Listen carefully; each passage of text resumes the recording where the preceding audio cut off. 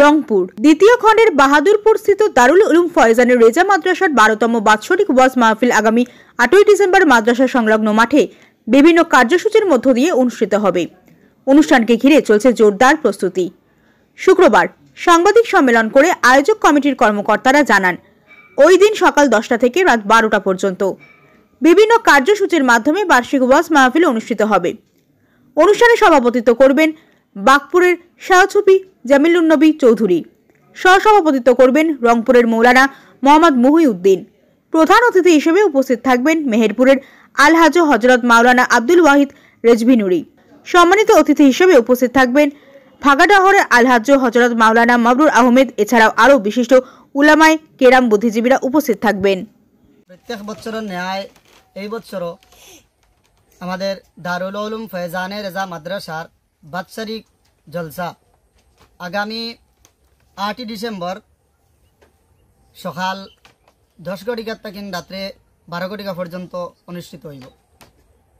আপনারা সবর দাওয়াত সাহায্য এবং সহযোগিতা কামনা করি আর আপনার কাছে।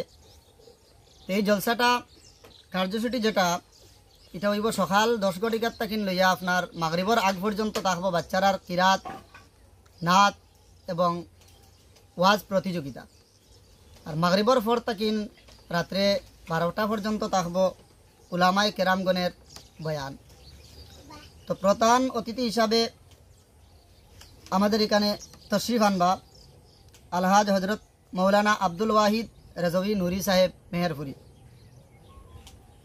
আর সভাপতি হিসাবে উপস্থিত থাকবা আলহাজ শাহছবি জামিলুন্নবী চৌধুরী সাহেব বাগপুরি। সহসভাপতি হিসাবে উপস্থিত থাকবা আলহাজ হযরত মৌলানা মুহিউদ্দিন সাহেব রংপুরি। এছাড়া সেটেলমেন্টর সৈয়দ চাপ সেটেলমেন্টি সাহেবও হাজির থাকবা।